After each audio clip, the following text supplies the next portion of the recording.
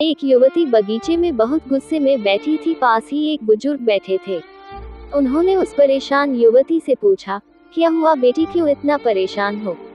युवती ने गुस्से में अपने पति की गलतियों के बारे में बताया। बुजुर्ग ने मंद मंद मुस्कुराते हुए युवती से पूछा, बेटी क्या तुम बता सकती हो तुम्हारे घर का नौकर कौन है? युवती ने हैरानी से पूछा, क्या मतलब? बुजुर्ग ने कहा, तुम्हारे घर की सारी जरूरतों का ध्यान रखकर उनको पूरा कौन करता है?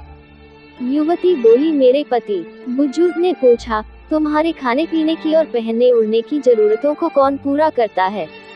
युवती ने कहा, मेरे पति। बुजुर्ग, तुम्हें और बच्चों को किसी बात की कमी ना हो और तुम सबका भविष्य सुरक्षित रहे, इसके लिए हमेशा चिंतित कौन रहता है?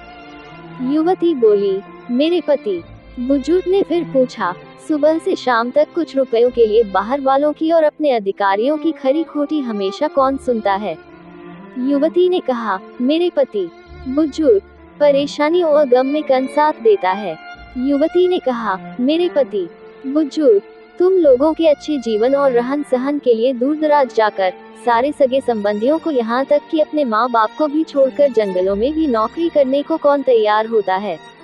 युवती, मेरे पति। बुजुर्ग, घर की गैस, बिजली, पानी, मकान, मरम्मत एवं रख रखाव, सुख सुविधाओं, दवाइयों, किराना, मनोरंजन, भविष्य के लिए बचत, बैंक, बीमा, अस्पताल, स्कूल, कॉलेज, पास पड़ोस, ऑफिस और ऐसी ही ना जाने कितनी सारी जिम्मेदारियों को एक साथ लेकर कौन चलता है?